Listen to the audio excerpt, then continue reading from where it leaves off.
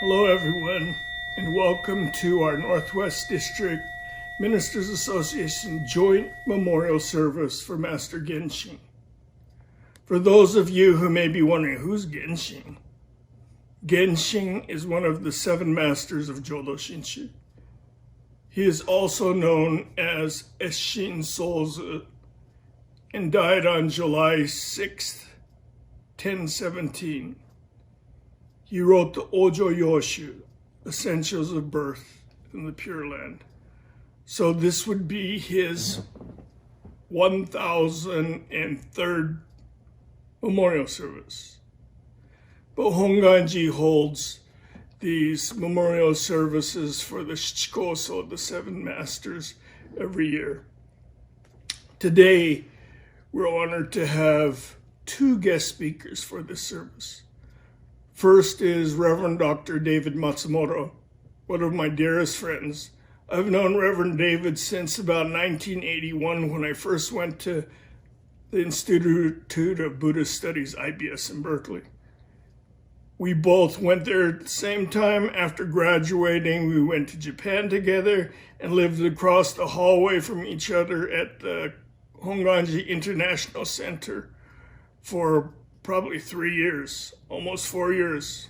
He was also the best man at my first wedding, and I was the best man for his in Japan.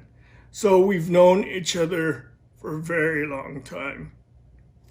Reverend David was born and raised in Minneapolis, Minnesota. He received his bachelor's and Juris Doctorate JD from University of Minnesota. He received his master's degree from the Institute of Buddhist Studies, and then a master's and PhD from Ryukoku University. He is currently the president of the Institute of Buddhist Studies, which through Reverend David's perseverance, I want to mention, recently received full accreditation as an independent graduate institution. He is the George and Sakai Aratani Professor of Shin Buddhist Studies. He's married to Diane Hane Matsumoto, and they have 1 son, David. And as always, I look forward to hearing his talk today. Our second speaker, who will be speaking in Japanese, is Reverend Hibiki Murakami. In contrast to David, who I hate to say like me, is one of the older ministers in BCA. Reverend Murakami is one of the youngest and newest BCA ministers who currently is serving at the Los Angeles Betsuin. Reverend Murakami was born and raised as the oldest son of Jonenji Temple in Kitakyushu, Japan. He received his bachelor's and master's degree from Ryukoku University. After his Kyoshi certification in 2015, he completed the Honganji International Ministerial Program, also known as IMA, in 2018, and in January 2020 was assigned to the Los Angeles Honpa Honganji Buddhist Temple. I've only met Reverend Murakami a couple times when he was an IMOP student, but I know that one of his hobbies is fixing cars, because he bought a car that I really had been interested in, but there's no way I could buy it. It would cost me too much in repairs. But it looks like he does the repairs himself on a convertible Mini Cooper, an ideal car for Southern California. So I also look forward to hearing Reverend Murakami speak today. Our program will be as follows. Following my opening remarks, there will be sutra chanting of the Wasans, the Genshinsan, by Reverend Koyama of Tacoma Buddhist Temple, followed by Nembutsu Eko by Reverend Kusunoki of Seattle. This will then be followed by Threefold Refuge by Reverend Yuki Sugahara of Oregon Buddhist Temple. Then we'll have the English Dharma talk by Reverend Dr. David Matsumoto, followed by the Japanese Dharma talk of Reverend Hibiki Murakami. This will be followed with a reading of the Gobunsho, the Matsudai Muchi no Sho, Those Lacking Wisdom in the Latter Ages by Reverend Cynthia Yasaki, also of Tacoma Buddhist Temple. The closing remarks will be brought by Reverend Jim Warrick. So, all of you, thank you for joining us. Hopefully, you will stay for all the rest of our service.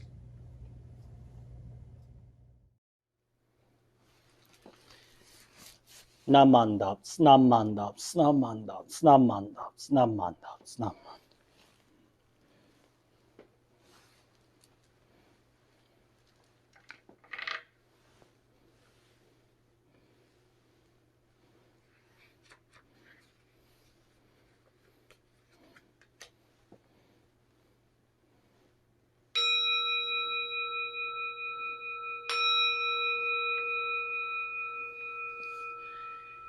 Genshin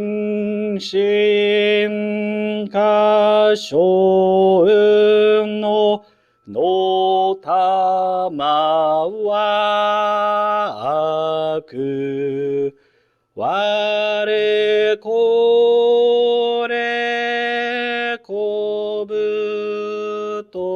araware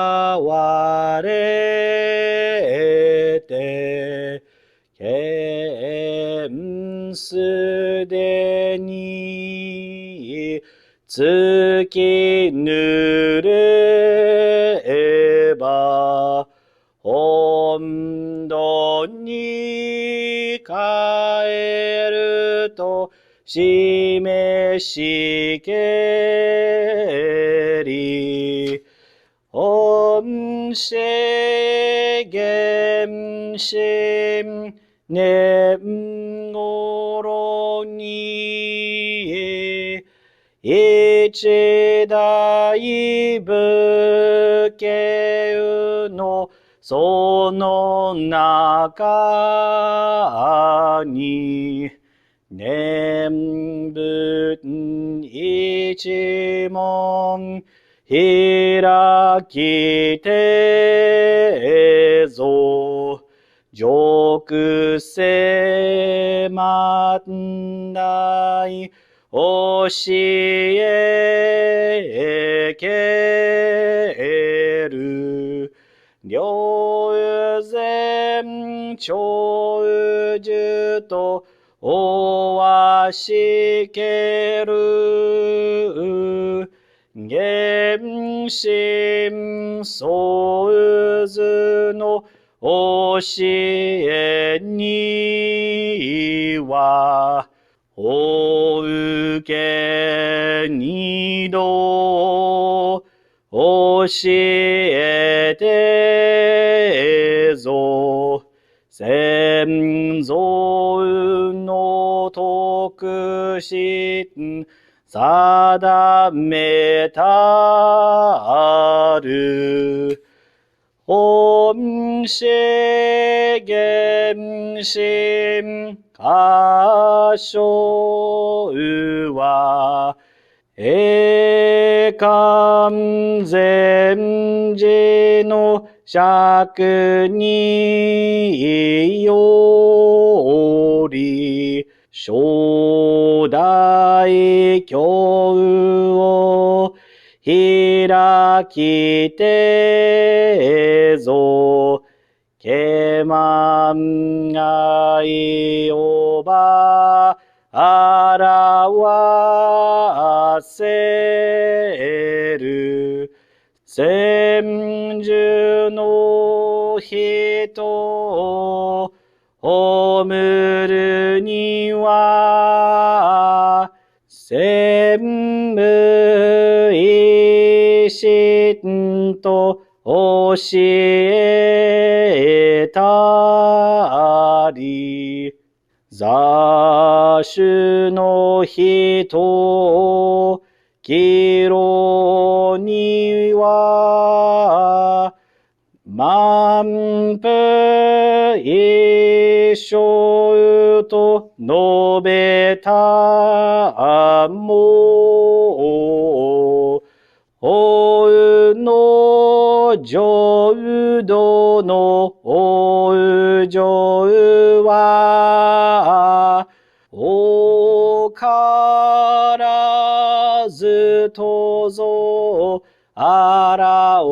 させるけどにまるる主情をは少なからずと教えたり南洋汽船ことごとくmidaの名号生ずるに行事座がも選ばれず自称諸縁も触りなし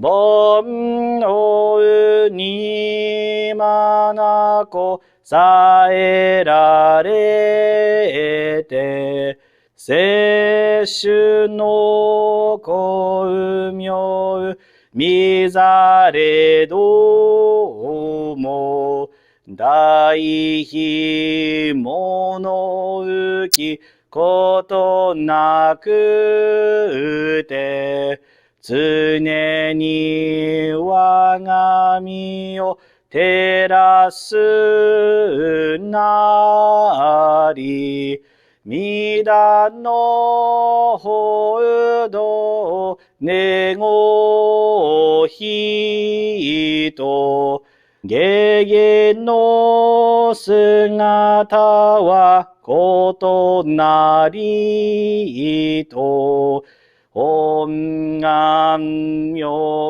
語真珠して語尾に忘るることなかれ極悪人自由の主情は他の方便さらになしひとえにみだを生じてぞ上道にまると述べた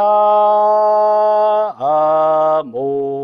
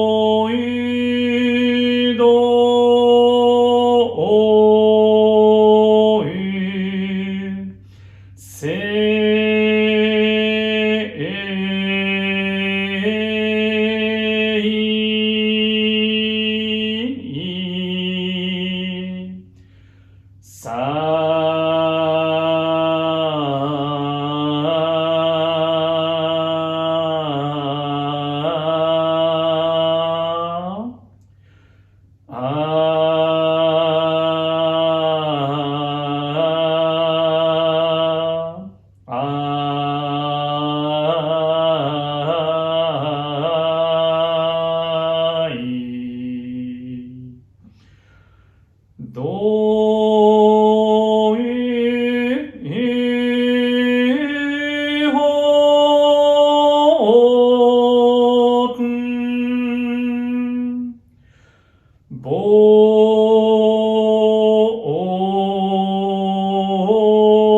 だい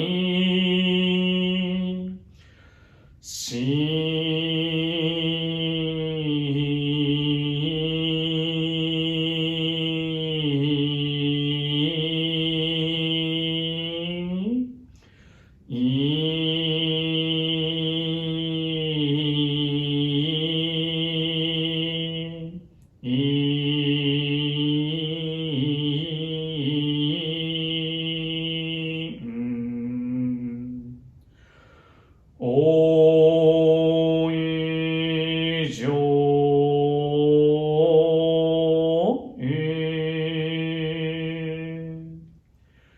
あんらあこ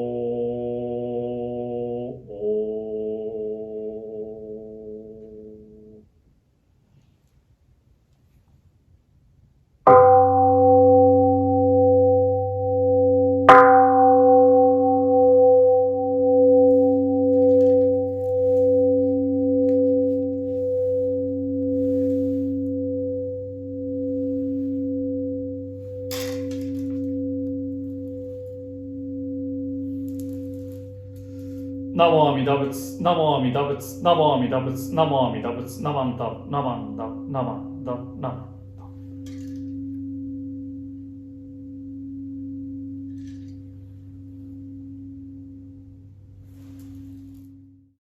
Threefold Refuge.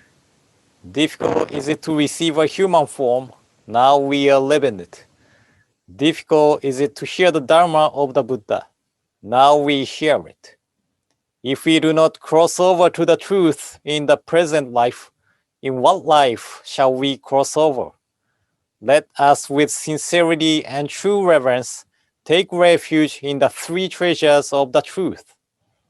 I take refuge in the Buddha.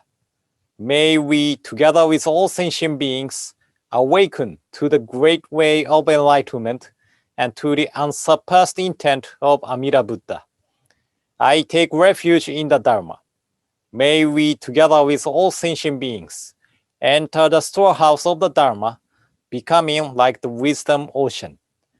I take refuge in the Sangha. May we, together with all sentient beings, become units in true accord, in harmony with all things. The peerless, profound, and wondrous Dharma is rare to encounter, even in many hundreds and thousands of kalpas. Now we are privileged to hear and receive it. Let us thoroughly understand the true meaning of the Tathagata's teaching. Namo Amida Butsu, Namo Amida Butsu, Namo Amida Butsu, Namanda Butsu, Namanda Butsu, Namanda Butsu. Good morning, everyone. My name is David Matsumoto. I'm with the Institute of Buddhist Studies.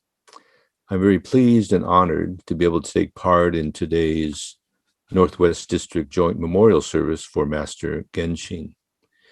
I'd like to thank all of the Northwest District ministers and all the members for inviting me to be a part of today's very auspicious event.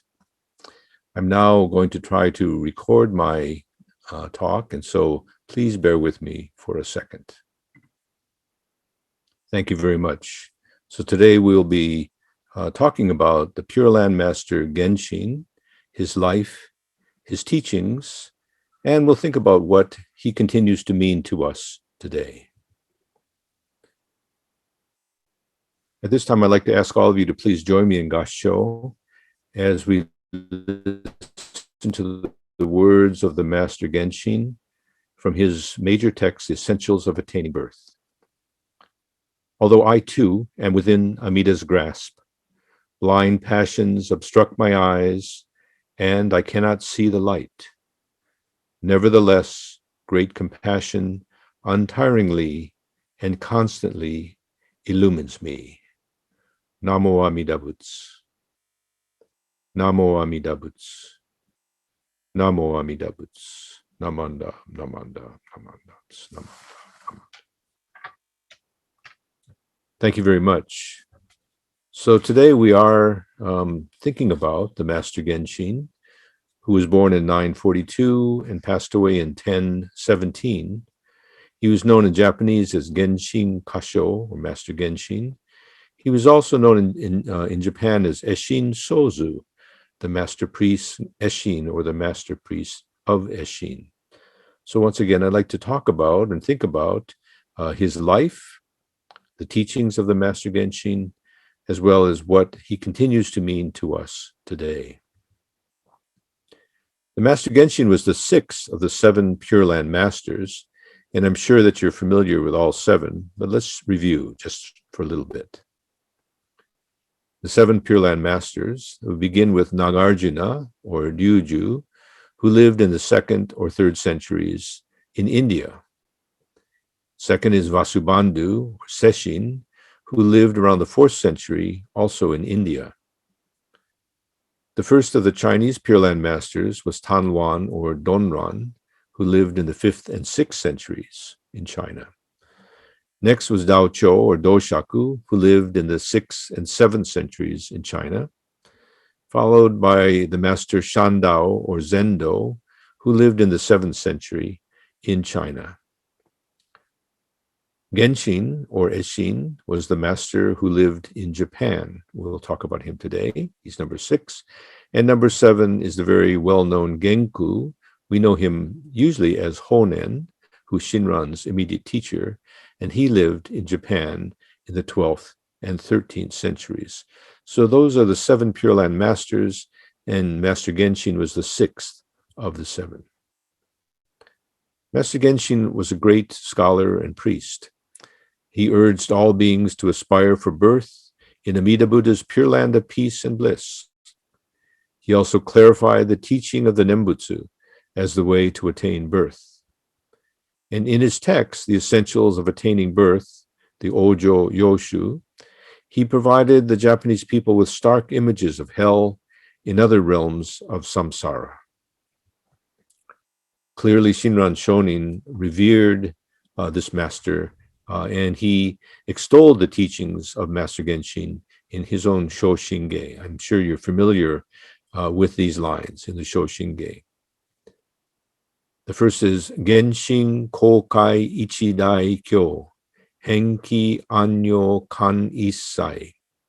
Translated, Genshin, having broadly elucidated the teachings of Shakyamuni's lifetime, wholeheartedly took refuge in the land of peace and urges all to do so. Next, Senzo Shushin Hansen Jin Hoke Nido Shoben Ryu. Ascertaining that minds devoted to single practice are profound, those to sundry practices shallow, he sets forth truly the difference between the fulfilled land and the transformed land. And finally, Gokuju Akuni Yuisho Butsu Ga Yakuzaihi Sesshu Chu Bonno Shogen Suifu Ken Daihi Mu Ken Josho Ga. The person burdened with extreme evil should simply say the name. Although I too am within Amida's grasp, passions obstruct my eyes and I cannot see the light. Nevertheless, great compassion is untiring and illumines me always. As you can see from the last 2 lines of this verse, clearly Shinran Shonin learned from Master Genshin, and he also revered and thought deeply about those words that we read in the very beginning of this talk. Let's talk now about the life of Master Genshin. He was born in 942 in Toma, in the lower Katsuragi County in Yamato Province, which is modern-day Nara Prefecture. His father was Uraba no Masachika, and his mother was from the Kiyohara clan. Genshin had 4 sisters. His mother was a very pious and devout Buddhist. She wished for a son, and so she prayed before the statue of the Bodhisattva Kannon at Takao-dera, a temple known for its miracles. After receiving a vision where a monk handed her a jewel, she is said to have become pregnant and gave birth to Genshin. Genshin's childhood name was Sengiku Maru. It's said, according to legend, that Genshin also had a dream at Takao-dera. In that dream, he was in a storehouse full of mirrors. A monk came to him and handed him a small, dull mirror. Genshin wanted something nicer. He wanted a large, bright mirror. But the monk rebuked him and told him to go to Yokawa on Mount Hiei and polish his own mirror. This, it is said, led Genshin to become a novice on Mount Hiei. Genshin's biographies also tell us that his father died when he was very young, and as a result, the family suffered severe hardship. That also probably led to Genshin becoming a novice monk, because indeed his mother and his sisters also took up tonsure as well. So in 948, at the age of 7, Genshin became a novice in the Tendai tradition at Enryakuji Temple on Mount Hiei. On Mount Hiei, Genshin was around 9 years old when he became a disciple of a very famous priest, Ryogen. Ryogen had been actively gaining power and influence at Enryakuji due to the backing of some very important political figures. And Ryogen would later become the 18th zasu, or head priest, of the Tendai school. As a novice monk, Genshin received education and training at Enryakuji in the Tendai tradition. According to his biography, Genshin plumbed the depths of the doctrines of Tendai and other schools of Buddhism. It is said that he gained profound understanding of both exoteric Tendai teachings and meditation and esoteric Buddhist teachings and practices. In 955, he received Tokudo, thereby entering the Buddhist priesthood. I have here some images. This is an image of Mount Hiei in modern day. That town surrounding it wasn't in existence during Genshin's time, but you get a sense of the scale, the massiveness of Mount Hiei. This is a modern day tourist map of Mount Hiei. Some of you have probably visited there, so I just wanted to remind you, but for those who have not, this kind of gives you a sense of some of the main temples on the top of that mountain. The section most well known is Todo, which is the eastern pagoda or eastern section. And there we have the very famous Kompon Chudo and other temples. In here now, the northeast quadrant is Saito, or the western pagoda, the western section, also containing some very famous temples. And finally is the Yokawa in the southeast quadrant, which is more remote, where Genshin would come to reside and to practice and write. At the time when Genshin lived, of course, there was no train. It would have been nice if there was a train or cable car or a shuttle bus. That would have made it much more easy for everyone to commute to Mount Hiei, but they didn't exist at the time, and people had to walk up the mountain. This is a photo of the Kompon Chudo in modern days. This, for those of you who've been there, you're probably familiar with that temple, but it's a central temple in Nyakuji on Mount Hiei. So the Master Genshin was quite a brilliant student. At the age of 15 in 956, he gave lectures on Pure Land Sutras. Moreover, he was chosen by the Emperor Murakami to be one of 8 lecturers on the Lotus Sutra. I'll get back to that later on. That becomes important in another part of Genshin's life. Genshin also took part in debates promoted by his teacher Ryogen to enforce academic standards. And during one debate in 974 at the Imperial Palace, he impressed the listeners, especially one Taira no Chikanobu, who wrote in his own personal diary that everyone praised Genshin's debate as excellent. He was an excellent student, an excellent debater. He was also an excellent writer. He wrote a number of different works on Buddhist logic and doctrine, and he had a very promising career as a scholar monk in the Tendai order. In 966, a fire swept through Enrakuji, and many temples, especially in the Todo section, were destroyed. Soon thereafter, Ryogen became the Zasu, and he set out to rebuild many of the temples and halls. So by 980, many had been restored, and a great service was planned to commemorate the reconstruction of the many halls and temples on Mount Hiei.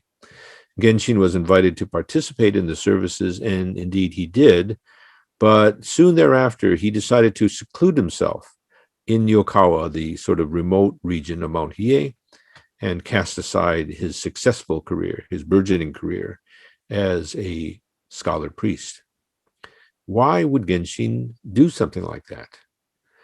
Well, as we mentioned earlier, in 956, he had been chosen by the Emperor Murakami to present one of the 8 Lotus Sutra lectures, and he did so well that afterward the imperial court gave him a gift of embroidered cloth, which was really something back then. He was really pleased with his achievement and with the gift, and so he sent it to his mother, hoping that it would please her as well. But instead, she returned it to him, and with a poem of rebuke, in which he said, "It is a pity that you have become a common priest. My hope was that you would become a bridge to the world to come, that you would seek the path to the Pure Land." This must have really hit Genshin hard. He was, of course, very respectful of his mother, and she was a very devout Buddhist. And so it probably stopped him in his tracks.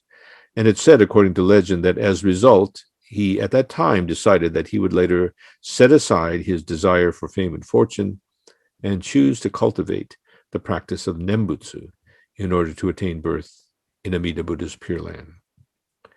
He therefore took up a secluded life at the Eshin-in temple in the remote Yokawa area of Mount Hiei. Moreover, at the time, there was a great amount of tension and polarization between 2 factions of the Tendai school, and that was brought about largely by Ryogen's favoring one faction over the other, and the situation was worsening. It even led to violence, and so Genshin decided he wanted no part of that. He withdrew from worldly affairs and retired to Yokawa in 981. And from that time on, he had an increasing interest in the Pure Land Buddhist teachings. In December 984, his master Ryogen became ill, and he passed away in January 985. Later in that year, in March, Genshin completed his major work, the Ojo Yoshu, Essentials of Attaining Birth, and he also authored a number of other texts on the contemplation of Amida Buddha. So this is another map of Mount Hiei. It's in Japanese, but you can see the highlighted areas down in the center. The lower part is Todo. That's the eastern section. Just above it is Saito, which is the western section. And off to here in this map, the northeast quadrant is Yokawa. And it's there that we find Eshin-in, the Yokawa Chudo, which is the main temple in Yokawa, and also the Genshin's gravesite. So this is a image of the Yokawa Chudo, the main temple in Yokawa. And this is a sign that leads up to Eshin-in, the Eshin temple, and it really talks about Eshin Sozu in his life, in his residence, taking up residence at this small temple where he practiced and studied, and he wrote the Ojo Yoshu, as well as important other works. And it talks about his impact in his eventual passing on Mount Hiei. So this is a photo of Eshin-in. Sometimes if you look in modern day travel guides, they call it Eshin-do. There was a bit of a change in the format, the construction of this temple, but this is basically a replica of the temple Eshin-in at which Genshin studied and practiced. Continuing on with the life of the master Genshin, shortly after he wrote his major work in 986, he joined a group of fellow monks in something called a Nembutsu Fellowship, which in Japanese is the Nijugo Zammai-e, or literally a fellowship of the 25 samadhis. at the Shuryogon-in temple in Yokawa. The goal of this fellowship was, according to the records of the time, was for its members to help one another to attain birth in the Pure Land of Amida Buddha and to have them depart from the turbulent times of the latter ages of the Dharma. The 25 monks made a vow to be lifetime spiritual friends. They pledged to assist each other in the practice of the Nembutsu under any conditions and until the very last moment of each other's lives. This is really something. They formed this sort of Nembutsu co-op or commune or group in which they, or fellowship in which they pledged to be of assistance to each other, to be lifelong friends. What a wonderful thing. It sort of predates many of our temples and our groups, our sanghas as well. And I think it's a great inspiration for all of us today to think about this as an early development of Pure Land Buddhism on Mount Hiei. During this time, Genshin remained in seclusion. He studied and he practiced the way to birth in the Pure Land exclusively. However, in around 1001, the beginning of the 11th century, he reappeared on the public stage. Genshin was invited to take part in the benevolent king's ceremony at the imperial palace, which he did. And thereafter, he began to participate in a range of lectures and events sponsored by the imperial court. The Fujiwara no Michinaga was so taken by Genshin that he wished to grant Genshin a very special governmental position, and Genshin gave some thought to it, but he eventually declined the honor. Instead, he continued to author works and provide lectures on a wide range of Buddhist topics. And it's said, according to the biographies, he was universally recognized as one of the foremost scholars of the Tendai school. Genshin passed away in 1017 at the age of 75 due to his advanced age, that was old at the time, and chronic illness. In his last days, he was mostly bedridden. He was lying on his side with his head to the north, facing the west. At his death, he was lying in the same manner, grasping a string tied to the hand of the statue of Amida Buddha. You can sort of see that in this depiction here. You can see the strings which connect the statue of Amida to Genshin's hand. And as he passed away, he had hands together in gassho, as he said the Nembutsu on his deathbed. And he recited verses and the Nembutsu with his disciples and with his fellow members of the fellowship, and he died peacefully in his sleep. The grave site of Master Genshin is also in Yokawa, close, not far from the Eshin Inn. I'd now like to talk about the teachings of Master Genshin. I won't be able to go into all of them, obviously, but to kind of touch upon some of the main teachings that are important to us. So he was, as I mentioned, a renowned scholar monk, a writer. He was also an artist. So he was really a well-versed and well-grounded person. He was educated and grounded in the Tendai Buddhist tradition. Still, he wrote on a wide range of Buddhist topics and practices, including the Pure Land teachings, Buddhist logic, and a wide variety of other topics. Master Genshin's major work, as I mentioned, is the Ojo Yoshu, Essentials of Attaining Birth, which is a treatise. I have too many treatises here. A treatise on the Pure Land teachings. The preface states this: the teaching and practice for rebirth into the land of utter bliss are the eyes and limbs of this defiled latter age. Cleric, layman, noble, or commoner, who is there who does not seek refuge in it? Moreover, the texts of the exoteric and esoteric teachings are not few, and their practices, both for relative and ultimate realization, are many. Those who are intelligent and diligent may not find them difficult, but how can one dull as I dare even to attempt them? Thus, I have collected a few essential passages from the scriptures on the single way of Nembutsu. When one studies these and practices according to them, they'll be easy to understand and easy to carry out. So he was really drawing upon his great knowledge of the Buddhist tradition generally, his knowledge of the very difficult and complex teachings and practices, and he, through this text, was guiding Buddhist followers to the Nembutsu. He does a number of things in his Ojo Yoshu. For instance, it's famous for the vivid depictions of the 6 realms of samsaric existence, his teachings of 2 pure lands, a recompense land into which the practicer of the true Nembutsu will be born, and a transformed land into which persons of miscellaneous practices will be born. He also gives a comprehensive presentation of the various levels of Nembutsu practice, and he provides a teaching of salvation through the great compassion of Amida Buddha, whereby the Buddha's light illumines all beings, grasping them, never abandoning them. Now, today time is limited, unfortunately, and so I won't be able to go into all of these topics, but I'll touch lightly, if I could, on topics 1 and 4 today. So Genshin, like many Japanese Buddhist monks at the time, had a deep interest in the Pure Land teachings that had been imported from China and Korea. Genshin believed that in the latter ages of the Dharma, the only hope for our salvation from suffering was found in our reliance on the power of Amida Buddha's vows. Because of his concern, and due to the worsening crisis within the Tendai community, Genshin retreated from worldly matters and in seclusion composed a number of works on the Pure Land teachings. So I think some of you are familiar with this theory of the Dharma ages. This is one version of it.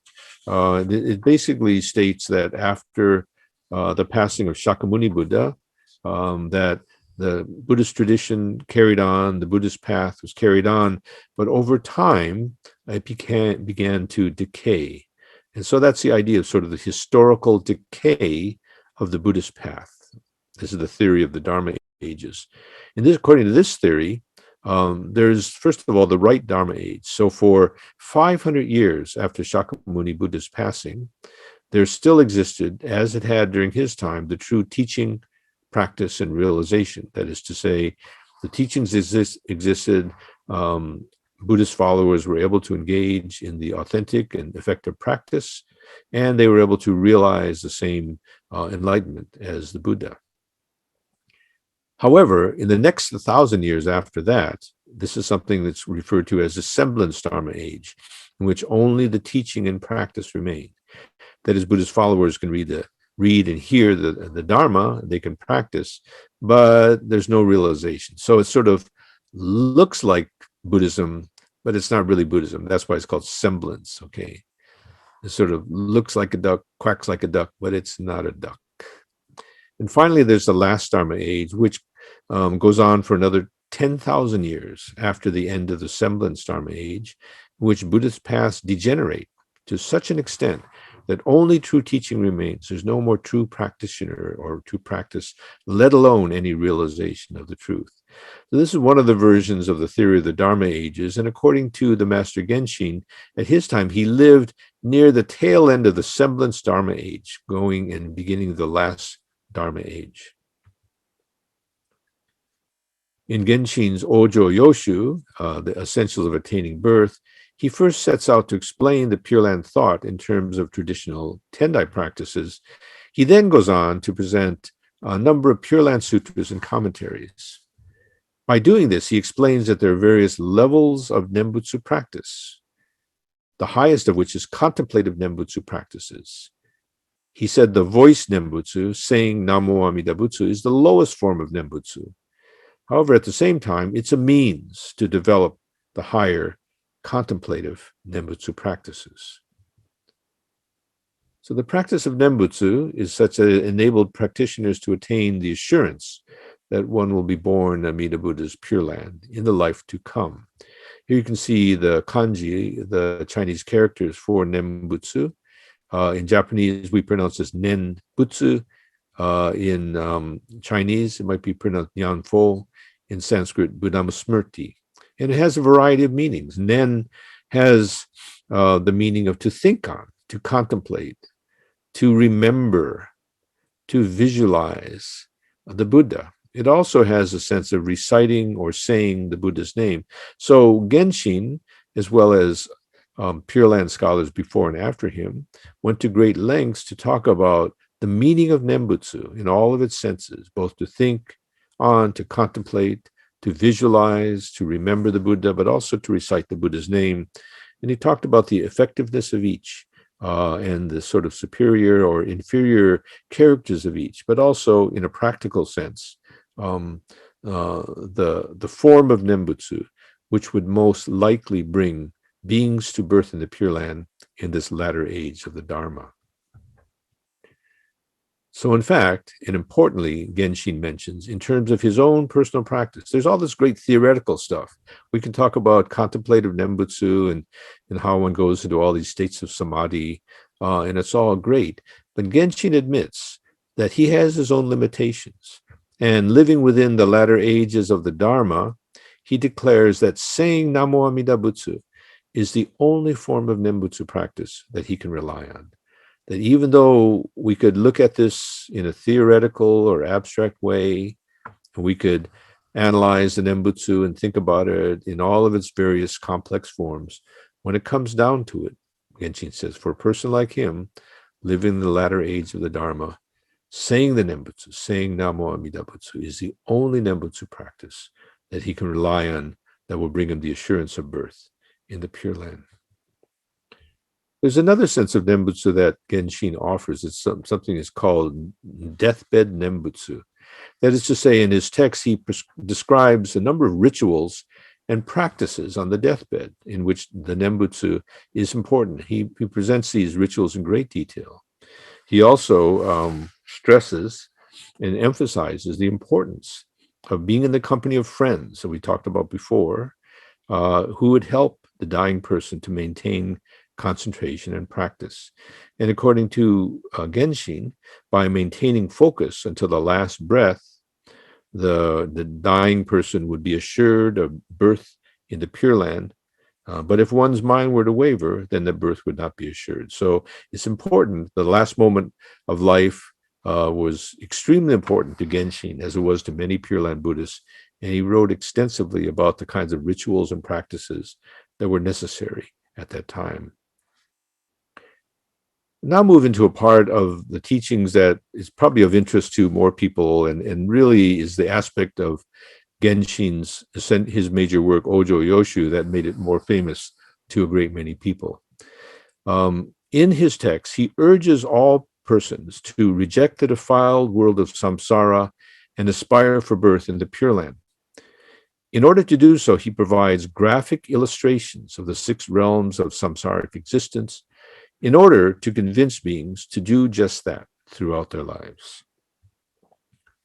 So first of all, he talks about the realms of hell. This is what is probably makes his work the most famous, the most well-known. And so you can see some illustrations that were based upon his descriptions of hell. Okay, his work continues to have a strong influence in contemporary Japanese culture, chiefly because of his graphic descriptions of the realms of hell. There's some 8 levels of hell, which get progressively worse as you descend lower and lower into them. And according to Genshin, all of these levels, they exist below the earth, and you go further and further down. And the worst, most horrifying level is Avicii hell, or the hell of unimaginable and unending suffering. And there's all these descriptions of it. I won't go into detail now. They get a little gruesome. They might give you nightmares. And I think that was part of the reason he did so, to give people nightmares and sort of scare them straight so that they would say the Nembutsu and reject the defiled world and wish to be born in the Pure Land. But that's probably why Genshin's work is so well known today. He also goes into some detail about the realms of hungry ghosts, where beings with bloated stomachs and small mouths. You can see some of the depictions here based on Genshin's descriptions. They're tormented by constant hunger and thirst. They're born into such realms as a result of evil, greedy actions in past lives. That's the realm of hungry ghosts, or gaki, or preta. Then there's also the realm of animals, where beings suffer in lives driven by fear and instinct due to evil actions in past lives. The realm of fighting spirits, Ashura, beings are constantly attacked, injured, or killed because of violent evil actions. There's also the realms of humans, characterized by impurity, suffering, and impermanence, due to our own foolishness, our mistaken attachments, our self-centeredness, and our failure to hear the Dharma. So he's really very critical of human realm as well. And finally, the realm of heavenly beings. And one would think this would be great. You're in heaven, everything's happy and blissful. But according to Genshin, the realm of heavenly beings is also characterized by false attachments to bliss and suffering that one feels, well, that one has when one realizes that we have to leave the heavenly realm, because all things are impermanent. One doesn't dwell forever in the heavenly realms. And so his realization is, if you have a chance to experience something really great and happy and blissful, to have to lose that is all the more a cause of suffering. So these are the 6 realms of samsaric existence that Genshin describes in his Ojo Yoshu, and which are really intended to urge all beings to reject the defiled world. So what do we learn from Genshin's descriptions of the 6 realms of samsaric existence? Well, one of the things we can learn is, as long as we're caught up in the cycle of birth and death, or samsara, there's no escape from suffering. Genshin teaches us that greed and attachment to desires cause us to transmigrate through endless births, death, rebirth in samsara because of the defiled karma that we create. This is based upon our fundamental ignorance, because we take what is impermanent to be permanent, what is painful to be pleasant. We are attached to the wrong things. We are attached to a sense of the self, which is not real. And so all of this brings about suffering. And so what we must do in order to escape from samsara, Genshin teaches us, is we must reject this defiled world, turn our backs on this world, even those parts that we deem to be blissful. We must hear the Buddha's teachings, the Dharma, and accept them in faith. And we must aspire for birth in the Amita's Pure Land, for only then, only there, can we attain liberation from the ocean of suffering. So this is what Genshin is trying to teach all beings, including ourselves today. Moreover, we can learn from Genshin that the 6 realms of samsaric suffering are not separate from our own lives or ourselves today. In fact, when we reflect upon ourselves, we realize that we create suffering through our actions, our words, our thoughts. We create suffering for ourselves and others. We create hell on earth. Okay, we can make the world into a form of hell when we hate, when we crave, when we live selfishly, and when we give in to our attachments to false things. So hell is not separate from our existence right now either. It's something we create within our own lives, within our own minds, within our own hearts. And so we might say that what we need to do is bring positivity or empathy, loving concern back to the world, because we can mess up the world. We can create the darkness of hell within our own hearts and minds and lives. We all know that Shinran Shonin also learned from the master Genshin, as we saw from his Shoshinge. He learned from him, he revered him, he carried on his message. And Shinran Shonin taught us something very important. He taught us, when we look directly into the very depths of our own hearts and minds, then we'll see the realms of hell, which Genshin describes. Shinran Shonin teaches us that as we come face to face with our own or my own defiled passions and karmic sins, we experience the light of Amida Buddha's great compassion. My teacher, Shirai Sensei, described this in this way. He said that from a very young age, he would read the Ojo Yoshu, and he was fascinated by Genshin and his depictions of hell and the other realms of samsaric existing, wondering whether they exist, where they might be. He just thought about this all the time. And then as he began to continue to study and to say the Nembutsu, and reflect upon Shinran Shonin, he thought about it in a different way. He said he reflects upon an experience that we all have. We all have an experience of waking up in the middle of the night. I think we all have. Say we have a dream, especially a dream that's kind of dramatic, or maybe it's something very surprising, or one that just shocks us. And we wake up in shock, and then in the next moment we go, oh, it was a dream. Oh, I'm so glad it was just a dream. I wasn't being chased by a tiger down the street or something like that. I wasn't falling from a building. Something terrible might happen in a dream, and it makes us wake up and go, wow, it was a dream. But Shigaraki Sensei says in that moment, even though we're waking up, in that moment, the two experiences, dreaming and waking, occur almost simultaneously, almost back to back, virtually at the same time. And so that sort of experience of being awake and dreaming somewhat in the same experience, he explains this is very much like awakening in Jodo Shinshu, awakening in Buddhism, the experience of Shinjin. So the Buddha's great compassion, the light of great compassion, doesn't exist apart from our own realization of our defiled passions and karmic sins.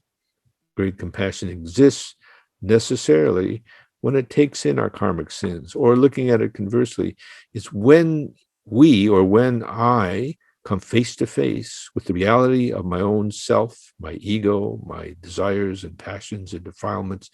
That is when I come to realize that I am illuminated and embraced by the Buddha's light of great compassion. And Shigaraki Sensei goes on to say that the descriptions of hell by Genshin in his work, it's frightening. And he says, again, the most frightening of all the levels of hell is Avicii hell, Mugen Jigoku, which lies at the ultimate depths of the earth, according to Genshin. Genshin describes Avicii hell as a dark world that we reach finally by falling headfirst down to the center of the earth for 2,000 years. This is the realm of hell that represents the very darkest nature of our own hearts and minds.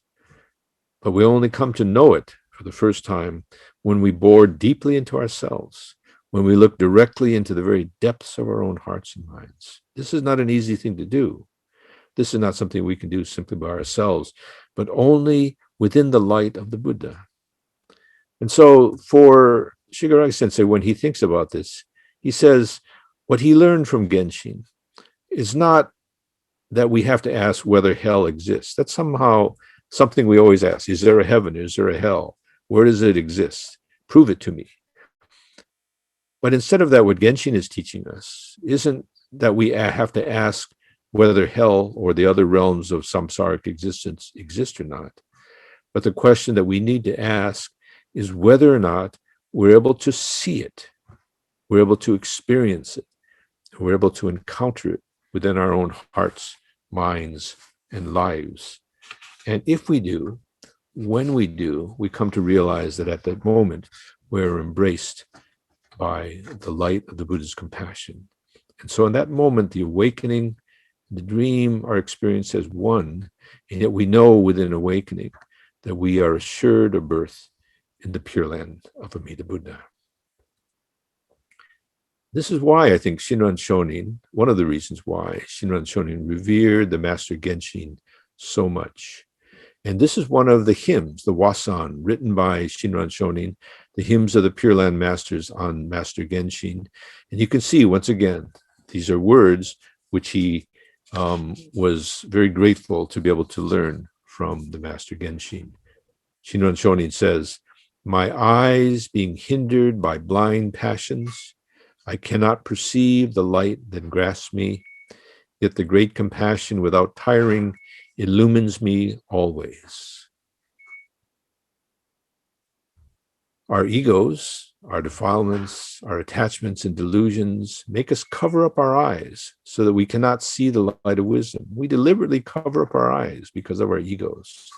But, says the Master Genshin and Shinran Shonin, Amida Buddha's heart of great compassion always surrounds us with light that reveals the truth of our limited selves and the boundless working of Amida Buddha's light. And so, by the way, you can see in the middle, this is a monument which says Daihi Muken Jo Shoga. This is the last line from Genshin's words, but also Shinran Shonin's hymn. This, yet great compassion without tiring illumines me always. That's the Chinese characters of that.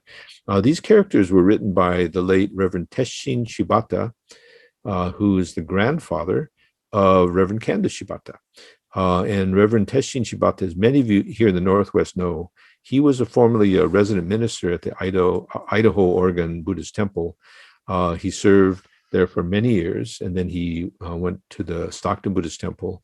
And he was very much taken by this phrase and this understanding of great compassion, which is taught to us by Master Genshin and Shinran Shonin. So this is his own handwriting, Shibata Sensei's own calligraphy, which has now been memorialized on this monument in front of the Stockton Buddhist Temple. I wanted to share that with you.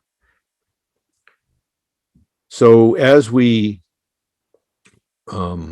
realize that the Amida Buddha's light of great compassion surrounds us, reveals the truth of our limited self and boundless working of Amida's light, we come to awaken to that. And then we act, we respond in gratitude, we pay back, share what we have realized with others. We find ourselves enveloped within the working of the Buddha's heart of great compassion, which we cannot help but to share with all others in the world. This is a poem by one of my favorite poets. His name is Sakamura Shinmin. He was a Pure Land Buddhist, not a Jodo Shinshu Buddhist. He was from Jishu, but he also revered Shinran Shonin. He revered Genshin, of course. And so he wrote this poem entitled, I Want to Have Arms, okay, Tega Hoshi. So this is my translation of Sakamura's poem. It goes like this. In a picture entitled Mother, drawn by a child who could not see, she is portrayed as having many arms. As I gazed at that portrait, I clearly understood the reality of the 1,000-armed Kannon. Since then, each one of her arms seems to have come fully alive. That strange figure is no longer strange at all, for it has taken on the image of truth. I also want to have 1,000 arms for the children in Vietnam and Pakistan, for the children in India and Nepal. This is the poem of Sakamura. If I just bear with me now as I sort of give my own interpretation of this. First of all, you can see this wonderful image here of a mother, which is fantastic. I did that on the computer. I think it's amazing. Probably not as good as the child's, but this is sort of my rendition of it. So this is how I read this poem. Sakamura is observing a picture drawn by a child who could not see. So this child is visually impaired. I don't know if it's a boy or girl. It doesn't really matter. I'll say it's a girl here. This is young girl is unable to see. Maybe she's totally impaired. Maybe she can see a bit. Maybe her vision is blurred or distorted. But in any sense, she's unable to see clearly. But she is embraced by her mother. And her mother, each and every day, does so much for her, wakes her up and helps to bathe her, dress her, prepare food for her, help her with her homework, get her off to school, pick her up when she falls down, help her when she's hurt. Her mother is always there for her. And for this child who cannot see, her mother is like someone who has many arms, many different arms. And so you can see why the child would paint or draw her mother in this way. And Sakamura says, when I first saw this portrait, I thought it was kind of weird and strange. But as I continued to think about it and thought about that child, for the first time, this child allowed me to understand the reality of the 1,000-armed Kannon. I think some of you are familiar with the 1,000-armed Kannon. Kannon is the Japanese pronunciation for Avalokiteshvara Bodhisattva, and many of the statues or depictions of Kannon show a bodhisattva of many, many arms. This is called the 1,000-armed Kannon, Senju Kannon. You can see there are many different arms of this bodhisattva, and some of them are holding different objects, sometimes a spoon, sometimes a incense burner, a book, a wheel of Dharma, but sometimes a pen, sometimes a knife, sometimes a sword. And you can see that what this means is compassion comes to us in many guises, in many forms, in many different places and in times in our lives, in a way that meets us where we are and helps us where we are. Sometimes in a way that's nurturing and comforting, sometimes in a way that gives us tough love. And so compassion appears in many different forms. And so the Bodhisattva of compassion has many, many arms. And so that's why this poem, Sakamura says, because of this child, for the first time, I understood why Kannon, the Bodhisattva of compassion, has many arms. And then he says, since then, each one of her arms, that is the arms of the mother, seems to have come fully alive. This strange figure is no longer strange at all, for it has taken on the image of truth. This young child opened up his eyes, and this image opened up his eyes to this ongoing light of compassion that is symbolized by the Bodhisattva of compassion. And so he wants to respond. He responds by saying, I would like to have 1,000 arms. I would like to reach out and help all the children of the world. Children need of comfort and sustenance. I would like to reach out like this mother to the child, like the Bodhisattva Kannon to all beings. One other aspect of this poem that I like a lot is you can see, if you look at the figure of Kannon, you can see on the headdress of the Bodhisattva, there's all these other heads. It's said that there are many different faces, many different eyes of the Bodhisattvas. The Bodhisattva is looking out in 360 degrees throughout the world, and the Bodhisattva is perceiving the cries of all beings. Okay, and so it's actually said that the Bodhisattva perceives the cries, perceives the sounds of suffering beings. And for some reason, perhaps that reason, persons in Asia especially, who are visually impaired, just gravitate toward the Kannon Bodhisattva. And so this child perhaps as well, another reason why she portrayed her mother as having 1,000 arms, realizing the closeness, the embrace, the infinite compassion and empathy of the Bodhisattva compassion. Anyway, I share with you this poem because it really reflects to me this sense of opening our eyes to ourselves and realizing that we are the recipients of compassion in so many ways, illumined within the light of Amida Buddha's compassionate heart. We come to a deep understanding of our own limitation, but also our deep connection with all beings, and we can't help but reach out. I would like to conclude my talk now by just reading to you another set of words from Master Genshin's Essentials of Attaining Birth. This is from the very beginning of his work, after he gives his rendition, his depictions of the 6 realms of samsaric existence. The Master Genshin says this: frost and snow cover our heads, our hearts are stained with worldly dust. Although our lives are about to end, our hopes and dreams do not. My wish for all is that you will not enter the treasure mountain and return with empty hands. I just really, these words really speak to me. They have for many, many years. And especially now as I'm getting older, because when I read this line, frost and snow cover our heads, I look in the mirror and that's what I see over my head, frost and snow, as my hair is getting whiter and whiter. I don't know what picture I sent to you for this occasion, but the image I sent you certainly had more black hair than I do now. So my hair is completely white and getting covered with frost and snow day to day. Same time, my steps are getting slower. I can't remember where I put my keys or my glasses.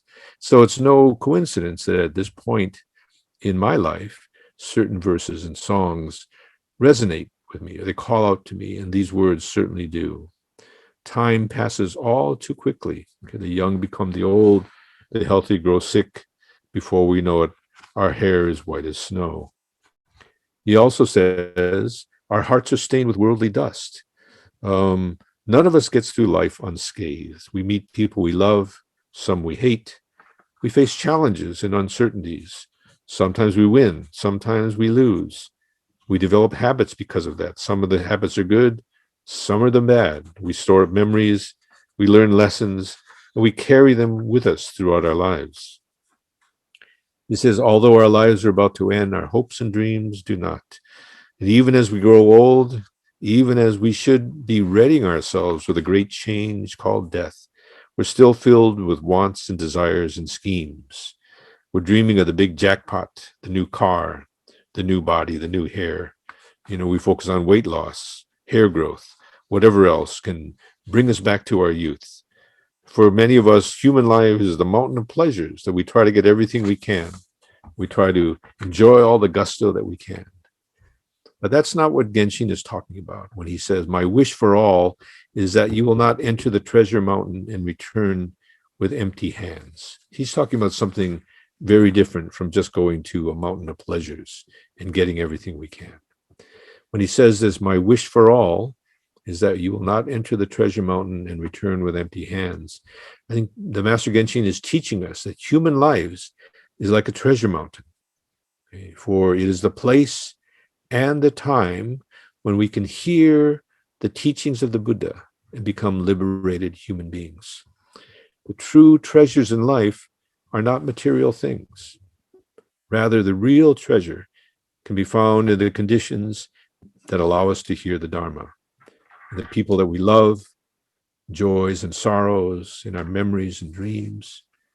We can encounter timeless lessons in our relationships with our connections with others. When we reflect upon our lives, we realize we receive countless gifts, countless treasures. And through all of them, we come, and because of all of them, we find that here in this human life, here and now, we're able to hear the Dharma. Hard is it to be born in human life, now we're living it. Difficult is it to hear the teachings of the Buddha. Now we hear it. And we can hear this Dharma, we can share this Dharma with all beings. This, for me, is also a lesson of the Master Genshin. It's one that I carry with me throughout my days and in the final days of my own life, as my hair becomes whiter and whiter and soon begins to fall out entirely, as I realize in each and every step the nature of my own limited self, but I come to understand all the more so that I'm surrounded by, gifted by so many others, so many people, some conditions, events, even the sorrows and joys, even the difficulties and the pain become great lessons, great treasures and gifts for me to be able to look within and to realize awaken all more so to the light of Amida Buddha that shines throughout the world and illumines this heart, embracing me, never letting me go, and assuring me of birth in the Pure Land to come. Well, thank you very much. I'd like to express my appreciation once again to all of you in the Northwest District, all the ministers and members, for allowing me to take part in this special memorial service for the Master Genshin. I'd like to ask all of you to please join me now in Gassho as we say the Nembutsu together. Namo Amida Butsu. Namo Amida Butsu. Namo Amida Butsu. Namandam, namandam, namandam, namandam, namandam. Thank you so much. It's been a pleasure to be with all of you today. And with this, I'll now close this Dharma talk. Please take care. I look forward to seeing all of you again someplace and sometime. Goodbye. はい、皆さんこんにちは。今からご三代を拝読いたしますので、もしよろしければご一緒に合唱をお願いいたします。願わくはもろもろの行者、徳縁理の心を生じて、速やかに必要の道に従うべし。宝の山に入りて、手を虚しくして帰ることなかれと。ナモ阿弥陀仏、ナモ阿弥陀仏、ナモ阿弥陀仏、ナマンダ仏、ナマンダ仏、ナマンダ仏。ナマンダ仏、ナマンダ仏。はい。どなた様もようこそのお参りでございます。私は現在、ロサンゼルスはダウンタウンのすぐそばにございます、本波本願寺ラフ別院で駐在会教師をさせていただいております、村上響と申します。この度はノースウェストディストリクト主催の原神歌唱の追悼法要の場にお招きいただきまして、誠にありがとうございます。私がおりますカリフォルニア州では、先日ですね、ワクチン接種を終えている方は、ほぼほぼ通常通りの生活ができるようになりましたけれども、まだコロナ感染症の余波は深刻でございます。ですので、この度はロサンゼルスからのこの録画したメッセージをですね、後日オンライン上でご聴聞されるという形になりますけれども、しばしのお時間ですね、阿弥陀様のご本願のお取り次ぎをさせていただきたいと思うところでございます。さて、この度は原神歌唱の追悼会というご縁を頂戴いたしまして、若干この BCA ではですね、まだ2年目の開教師でございます私が、そのようなご縁を頂戴できましたことを大変嬉しく思いますとともに、実はですね、あまり張り切りすぎるのも良くないんですけれども、内心ではかなり緊張しながら、このメッセージをただいま収録しております。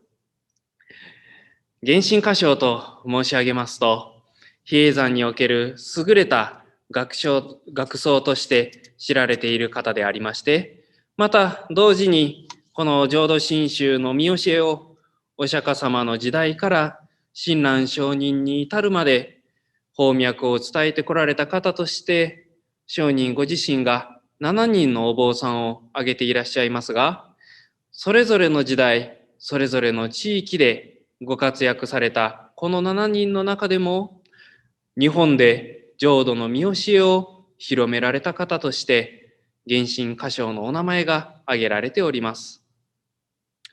歌唱は10世紀頃、現在の奈良県の地域でですね、お生まれになったんですけれども、幼い時に父親と死別したことをきっかけに、その後は特進の仏教徒でいらっしゃったお母様の勧めによって、若年でありながら里を離れて比叡山に登る決意をされまして、その生涯をかけて仏教を深く学んでいかれたのでありました。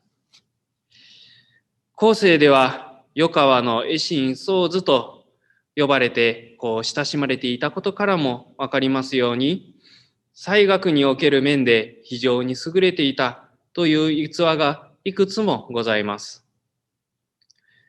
当時の比叡山では伝統として法華経の購読をすることで仏様への供養とされていたのでありますが、その講師となる僧侶は時の天皇から直々に選ばれていたそうであります。そしてその僧侶の中でも、まだ当時若かった原神歌唱が法華経を講義する側に列座されることになりました。すでに影響力を得ていた比叡山の中で、しかもその大役を任されたことによって、その名声は瞬く間に都にまで広がったと言われております。後日、その購読の褒美を、朝廷からたくさん品物を受け取りまして、原神歌唱はそれをそのまま手元に置くのではなく、故郷にいらっしゃったお母様のことを思いまして、それらをすべて奈良へと送られました。ですが、その品物はすぐに戻ってきまして、しかもそこにはお母様のお叱りのお手紙が添えられておりました。その手紙にはですね、このように書かれていました。後の世を渡す橋とぞ思いしに、世渡る僧となるぞ悲しき。誠の愚道者となりたまえと。要するに、私たちを生死の世界を超えた先へと導く人になってくれると期待して、あなたを比叡山に送り出したのに、世当たりばかりの上手な僧侶にあなたが変わり果ててしまったことを私は大変悲しく思う。さらに続けて、どうか真実の道を求める人になってくれよと、手紙には田舎の母親から悲痛なメッセージが込められて、それを受け取った原神歌唱は、以後は世間とは一定の距離を置きつつも、比叡山の中でも中心からは離れたところでひっそりと生活をされまして、最後はお浄土へ生まれることを願いながら、静かに息を引き取りました。原神歌唱のお母様のメッセージは、歌唱に対してですね、生死の世界を超えた先へと人々を導く人になってほしいということでありました。この手紙を受け取った歌唱は、自分だけの妙理を追い求めるのではなく、すべての生きとし生けるものが後の世を渡ることができる方法を探していかれました。そしてその果てに行き着いたのが縁理江戸、そして言語浄土という言葉で表されますように、汚れなき世界を追い求めるということ、つまりはお浄土への往生ということに余生の心血を注いでいかれたのであります。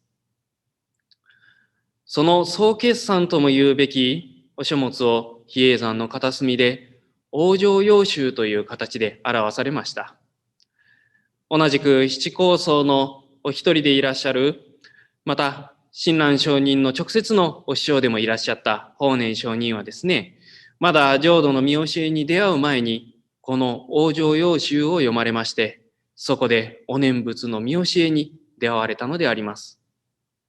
ですから、もしこの書物がこのように表されなければ、今こうして私たちが阿弥陀様のご本願と出会うこともできていなかったはずですので、それだけでも十分に原神歌唱の功績として称えられるべきものではあるんですけれども、親鸞上人が見ていかれた原神歌唱の一番のご功績と言いますのが、お浄土の姿をよりつまびらかに明らかにされたということにあります。親鸞上人は原神歌唱についてですね、このようなご話賛を残されております。法の浄土の往生は多からずとぞ表せる。けどに生まれる主情は少なからずと教えたりと。往生要集の肝となる部分におきまして、念仏の見教えが誠の行であるということを歌唱は力説されるのでありますが、その念仏においてもご本願にかなったお念仏と、もう一方はいわばつまみ食いをするように他の修行に心を奪われながらのお念仏というものがあり、心がおぼつかない間は仮にお浄土の中に生まれることができたとしても、それは真実の浄土に生まれる道のまだ途中だということであります。歌唱は本書の書き出しのところで、ご自身のことを世がごとき願路のものと形容されております。素直に読めば、いわば頑固者という一言に収まる内容ですけれども、世がごときと複数形で示されているように、それは同時にご自身を含めた生きることに迷惑をして、ひとときも心を落ち着けてご本願のお念仏に身を沸かせることができない愚か者すべてのことを指した内容だというふうに解釈することができます。ですから、親鸞上人は、真実の浄土に生まれていく人は多くないけれども、毛の浄土に生まれていく人は多くいると、ご話賛で歌われているんですね。しかしこれは決して毛の浄土をネガティブに捉えるというものではありません。あえて逆の言い方を提示して、私たちに迷うことなく、お念仏をいただいていきなさいということを歌唱が進めてくださっているのであります。往生要集はその教義の面だけではなく、文学においても優れた作品としてよく評価をされている書物です。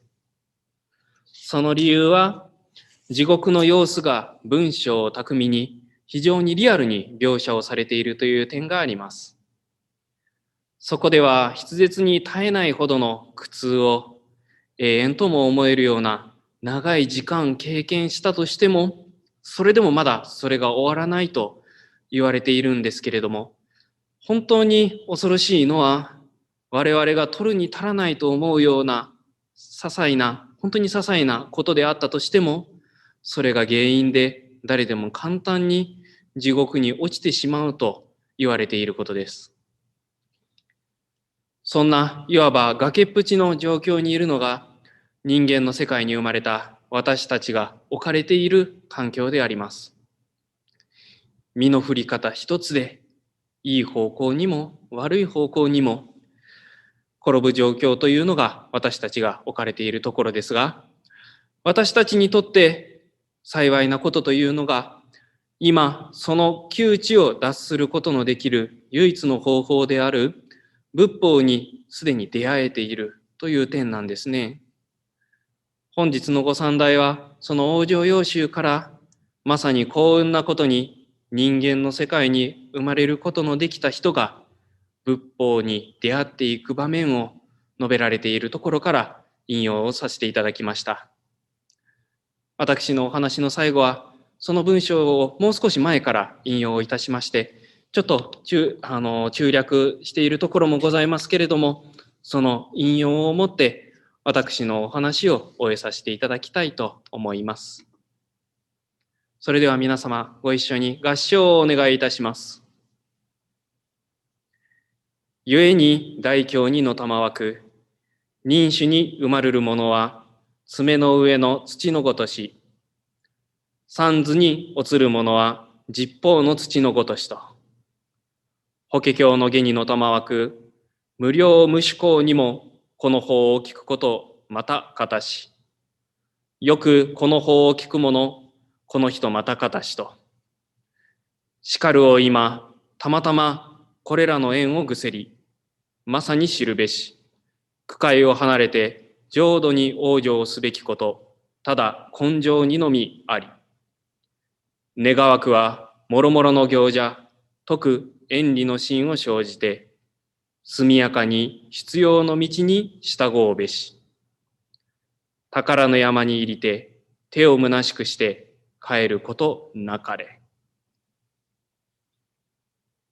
ナモアミダ仏。ナモアミダ仏。ナモアミダ仏。ナマンダ仏。ナマンダ仏。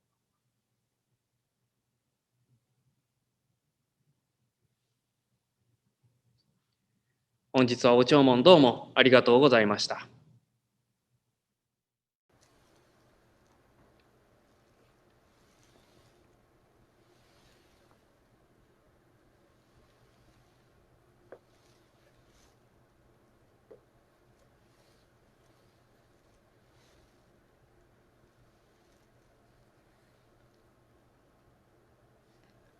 万代無知の在家始終の名女たらん友柄は心一つにして阿弥陀仏と深く頼み参らせてさらに世の方へ心を振らず、一心日光にぶたすけたまえともさん、衆生は、たとえ在後は人獣なりとも、必ず皆如来は救いましますべし。これすなわち第18の念仏無常の誓願の心なり。核のごとく献上しての上には寝ても覚めても命のらん限りは称名念仏すべきものなり、あなかしこ、あなかしこ。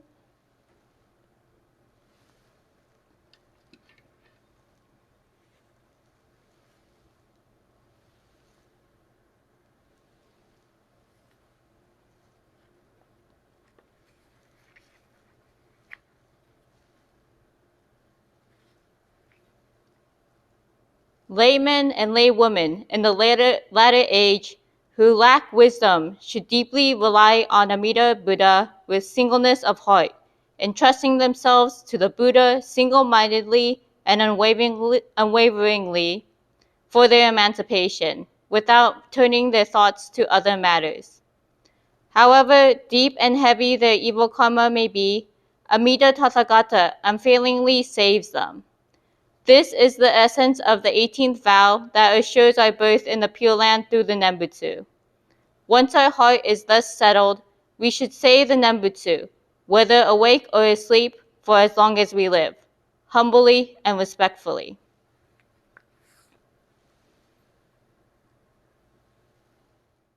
To close our Master Genshin Memorial Service, we offer thank yous to the Northwest ministers, Reverend Jerry Hirano, Yuki Sugahara, Tadao Koyama, Cynthia Yasaki, and Rinban Katsuya Kusunoki for making this service possible. A special thanks to Reverend Dr. David Matsumoto for his English language Dharma message. And another special thanks to Reverend Hibiki Murakami for his message delivered to members who enjoy the taste of the Dharma in the Japanese language. Also a big thank you for joining us to recognize Master Genshin for his contributions to the Pure Land teachings. Please join me in closing Gassho. Namo Amida Butsu, Namo Amida Butsu, Namo Amida Butsu, Namanda, Namanda.